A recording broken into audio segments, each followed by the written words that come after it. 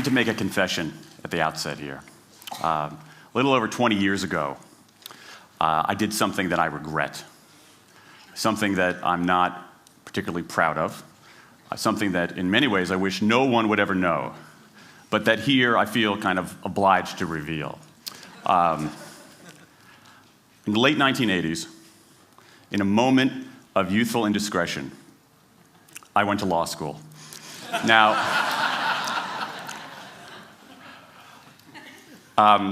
in America, law is a professional degree. You get your university degree, then you go on to law school. And when I got to law school, I didn't do very well. To put it mildly, I didn't do very well. I, in fact, graduated in the part of my law school class that made the top 90% possible. Thank you. I never practiced law a day in my life. I pretty much wasn't allowed to. But today, against my better judgment, against the advice of my own wife, I want to try to dust off some of those legal skills, what's left of those legal skills. I don't want to tell you a story. I want to make a case.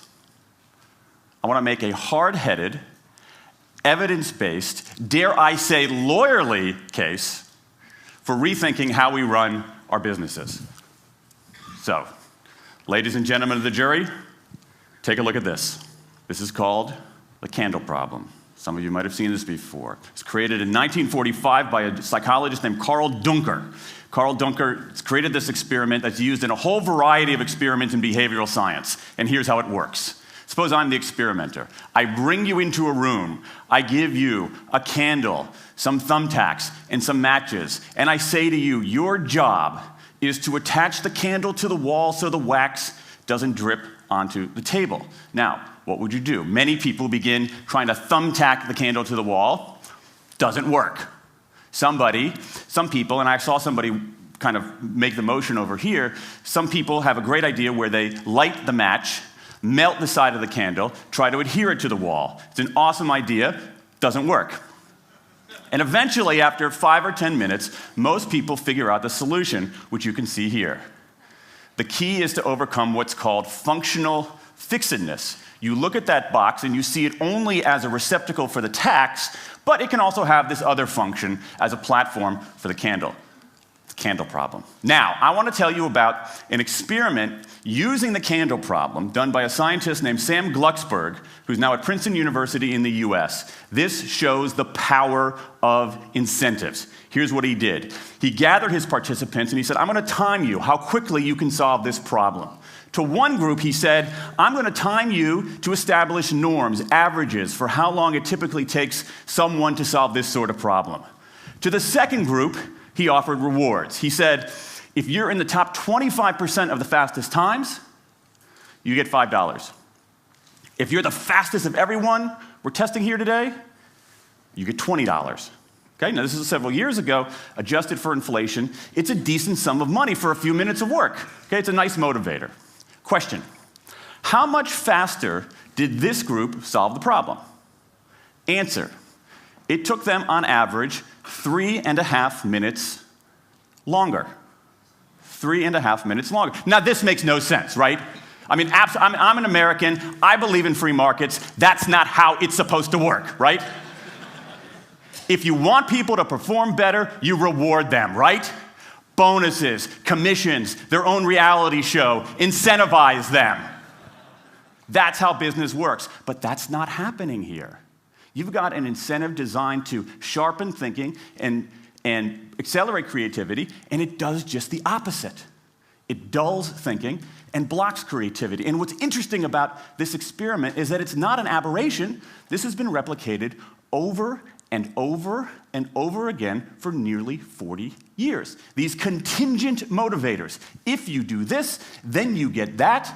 Work in some circumstances, but for a lot of tasks, they actually either don't work or often they do harm.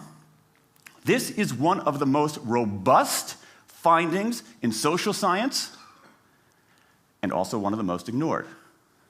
I spent the last couple of years looking at the science of human motivation, particularly the dynamics of extrinsic motivators and intrinsic motivators.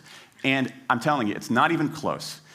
If you look at the science, there is a mismatch between what science knows and what business does. And what's alarming here is that our business operating system, think of the set of assumptions and protocols beneath our businesses, how we motivate people, how we apply our human resources. It's built entirely around these extrinsic motivators, around carrots and sticks. That's actually fine for many kinds of 20th century tasks. But for 21st century tasks, that mechanistic reward and punishment approach doesn't work, often doesn't work, and often does harm. Let me show you what I mean. So Glucksberg did another experiment similar to this, where he presented the problem in a slightly different way, like this up here. Okay? Attach the candle to the wall so the wax doesn't drip onto the table. Same deal. You were timing for norms. You were incentivizing. What happened this time? This time, the incentivized group kicked the other group's butt. Why? Because when the tacks are out of the box, it's pretty easy, isn't it? If-then rewards work really well for those sorts of tasks, where there's a simple set of rules and a clear destination to go to.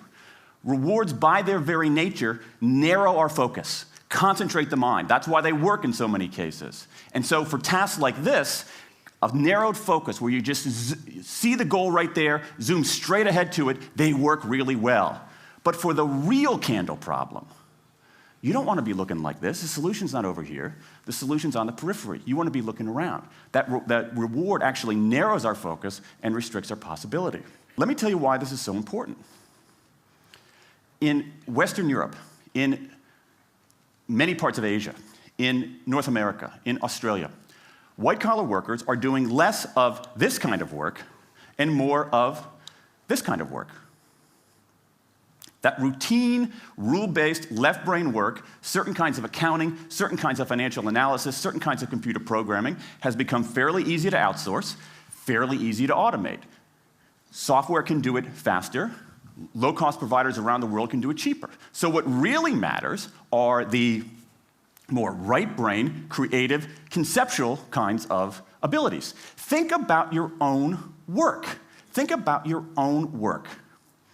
Are the problems that you face, or even the problems we've been talking about here, are those kinds of problems, do they have a clear set of rules and a single solution? No. The rules are mystifying. The solution, if it exists at all, is surprising and non-obvious. Everybody in this room is dealing with their own version of the candle problem. And for candle problems of any kind, in any field, those if-then rewards, the things around which we've built so many of our businesses, don't work.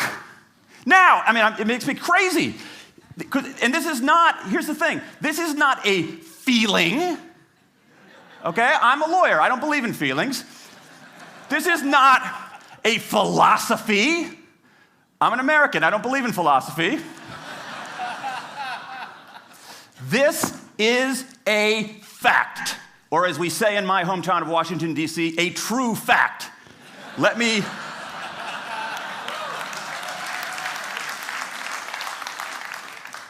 give you an example of what I mean. Let me marshal the evidence here, because I'm not telling you a story, I'm making a case, ladies and gentlemen of the jury. Some evidence. Dan Ariely, one of the great economists of our time, he and 3 colleagues did a study of some MIT students. They gave these MIT students a bunch of games that involved creativity and motor skills and concentration. And they offered them for performance 3 levels of rewards.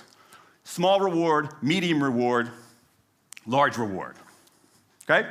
Do really well, you get the large reward, on down. What happened? As long as the task involved only mechanical skill, bonuses worked as they would be expected. The higher the pay, the better the performance. Okay? But once the task called for even rudimentary cognitive skill, a larger reward led to poorer performance. Then they said, okay, let's see if there's any cultural bias here. Let's go to Madurai, India and test this.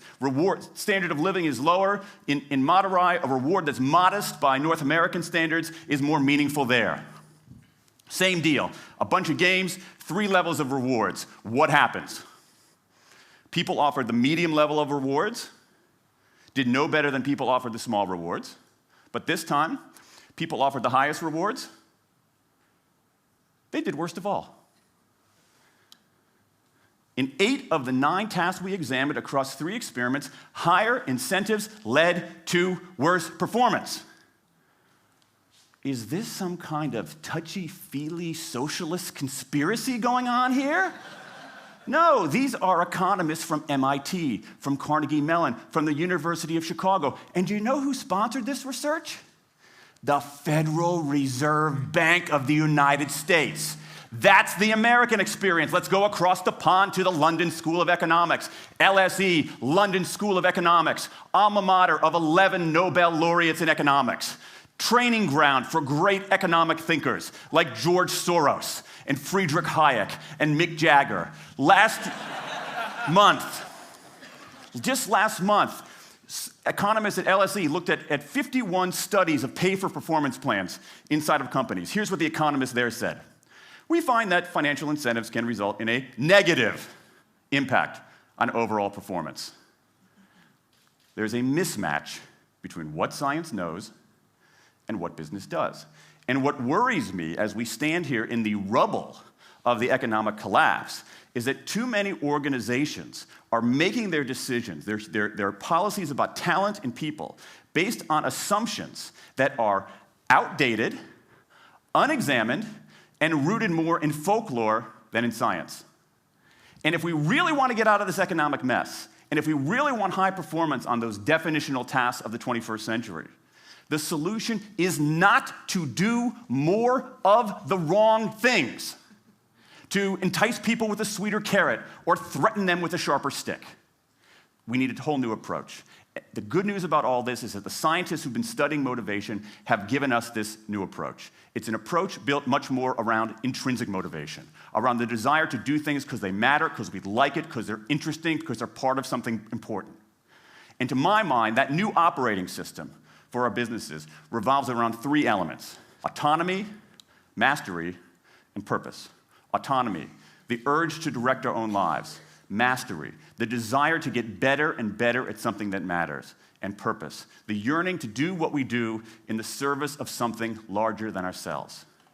These are the building blocks of an entirely new operating system for our businesses. I want to talk today only about autonomy. In the 20th century, we came up with this idea of management. Management did not emanate from nature. Okay? Management isn't it's not a tree, it's a television set. Okay? Somebody invented it. And it doesn't mean it's going to work forever. Management is great. Traditional notions of management are great if you want compliance. But if you want engagement, self-direction works better. Let me give you some examples of some kind of radical notions of self-direction. And what this means, you don't see a lot of it, but you see the first stirrings of something really interesting going on. Because what it means is it means paying people adequately and fairly, absolutely. Getting the issue of money off the table, and then giving people lots of autonomy. Let me give you some examples. How many of you have heard of the company Atlassian? Okay, looks like less than half. Atlassian is an Australian software company, and they do something incredibly cool. A few times a year, they tell their engineers, go for the next 24 hours and work on anything you want.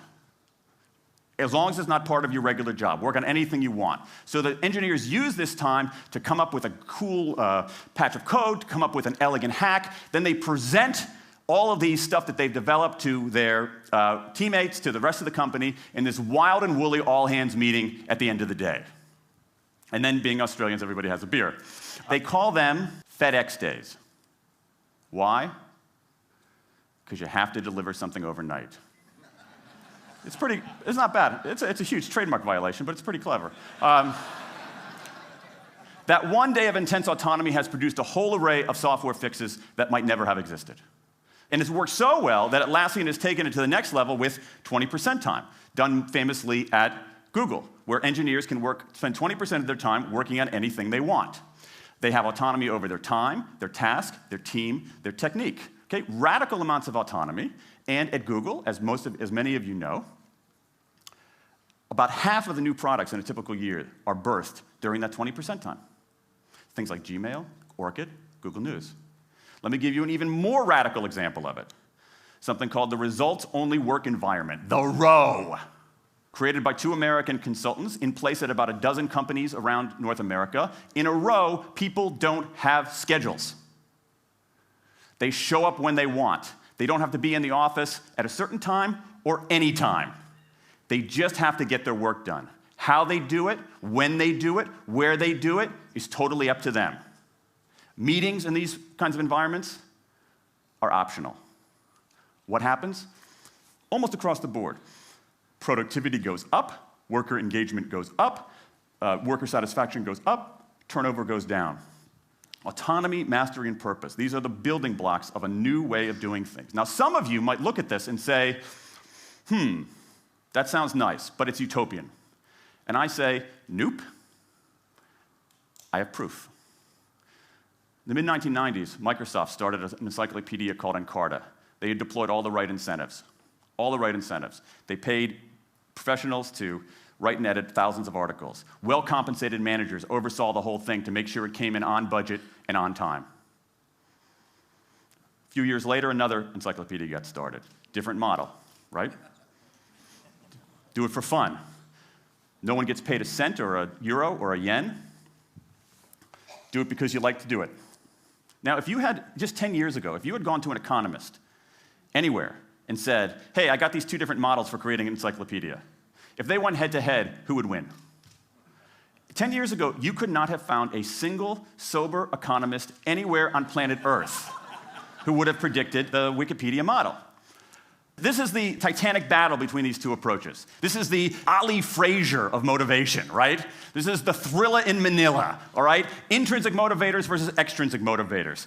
Autonomy, mastery, and purpose versus carrots and sticks. And who wins? Intrinsic motivation, autonomy, mastery, and purpose in a knockout. Let me wrap up. There's a mismatch between what science knows and what business does. And here's what science knows. 1, those 20th century rewards, those motivators we think are the natural part of business, do work, but only in a surprisingly narrow band of circumstances. 2, those if-then rewards often destroy creativity. 3, the secret to high performance isn't rewards and punishments, but that unseen intrinsic drive, the drive to do things for their own sake, the drive to do things because they matter. And here's the best part. Here's the best part. We already know this. The science confirms what we know in our hearts. So, if we repair this mismatch between what science knows and what business does, if we bring our notions of motivation into the 21st century, if we get past this lazy, dangerous ideology of carrots and sticks, we can strengthen our businesses, we can solve a lot of those candle problems, and maybe, we can change the world. I rest my case.